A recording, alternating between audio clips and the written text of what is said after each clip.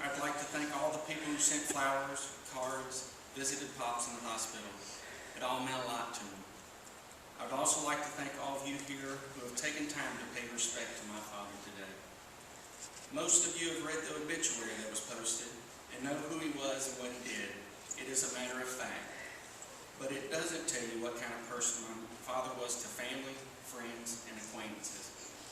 I wanted to take a few minutes to talk about the qualities that made him so special to all who were lucky enough to have met and interacted with him. When I first volunteered to speak, I thought of giving a humorous, anecdotal speech. While this might have been given a more upbeat tone during such a sad time, maybe even downright funny, this isn't the right venue or time for male humor and wouldn't properly convey the dignity and respect that my father had earned. So I then did some introspection as to what my father meant to me and the people he touched. What I kept thinking of was the Boy Scout law. A Boy Scout is trustworthy, loyal, helpful, friendly, courteous, kind, obedient, cheerful, thrifty, brave, clean, and reverent. I still remember this from 30 years ago in my scouting, and when I try to convince my wife I exhibit these characteristics, she tends to roll her eyes at me. But as far as Pops is concerned, I feel that they fit with a few others. Let me share some of my thoughts of each. Trustworthy. You could trust Pops to do what he said he would do, and when he said he'd do it. The only dishonest thing that I remember him doing was stealing his own motorcycle back from the crook who stole it from him. Loyal. How does 52 years of marriage sound to the one and only woman he loved dearly? He often said that he was extremely lucky to have found her and couldn't imagine getting along without her all of this time. Helpful. I would venture to say that everyone here can vouch for how helpful Pops was, from advice to outright slave labor. Pops helped me finish and wire my shop in Kentucky, relocated in the small 3,200 square foot shop, and finally moved from a 5,600 to a 10,000 square foot shop. We went on multiple goose chases after numerous projects from Michigan to Miami, all of which had some huge technical issues that he and I would usually solve on the side of the road. I couldn't have done it without him. Friendly. I don't think he met anyone that he didn't befriend, from the ladies at the gas station where he bought his coffee and took them treats, to the people that Pops needed to help him keep the home and family running. From Kenny's Junkyards to Coker's HVAC, he both gave and received. Courteous. He was always polite and considerate to everyone he met. That was his way. Kind. He was kind to all types of animals, both human and pets. I know that the Chihuahuas miss him in his late night potty breaks. Obedient.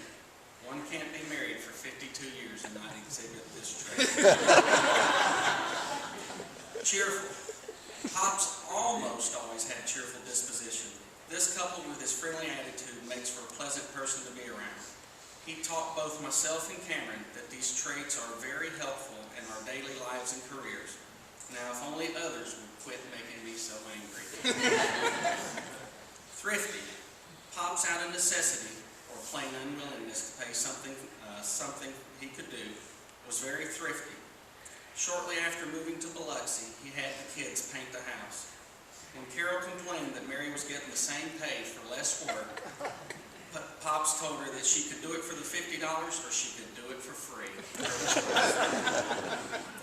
Then there was the time that he had the kids help roof the house in the middle of the summer. That was both hot and cheap.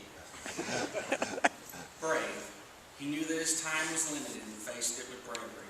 There were definitely tears shed from everyone, but he said, "It is what it is." And nothing was going to stop the inevitable.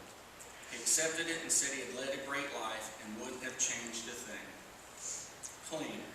Well, he did take baths, but as far as clean, Mama kept the unruly whiskers trimmed up for him. Reverent. He was reverent to both his wife and the church. He and Mama participated in church activities, including the committees, the choir, and at the festivals. They did so willingly out of respect and love for each other in the church. Now, while these are all noble traits, they don't quite describe the full spectrum of unique characteristics typical of the Hardins that my dad exhibited. For example, hoarder. Who can ever forget, even if Mama wants to, the 10,000 pounds of iron that had to be rolled out of the front garage and into the driveway for all to see? There was more than one occasion that people stopped by the garage sale that didn't exist. By the way, Pops was a buyer, not a seller. Collector, not to be confused with hoarder. Pops would find something he liked, and knowing that it would sooner or later become unavailable, would buy more than one. He has 3 brand new computer trackballs still in the package, just in case. Then there were the deals that he couldn't pass up at the pawn shops. He has 7 chainsaws, 4 weed eaters, 3 generators, and 13 hacksaws to name but a few. I couldn't tell you when the last time he used a manual hacksaw, probably over 20 years ago. Humor. The older he got, the cornier and more male humor that his jokes possessed. I think he reveled in making my mom cringe over some of the off-colored jokes, much to his pleasure and ours. Bartering. While Pops didn't invent bartering, I suspect he perfected the art. Between the pawn shops he frequented and the friends he made with the people that had goods or services he needed, Pops traded his expertise and labor for theirs. Ingenious. Pops would often have to invent solutions to problems he encountered that were either cost or time prohibitive. We grafted a Pontiac distributor onto a Nissan and soldered pennies over holes in leaking radiators on long trips. Pops could fix things that weren't broken by making them better, whereas I tend to break things that don't need fixing. I was told by a very smart person, my wife, that children don't get to pick their parents.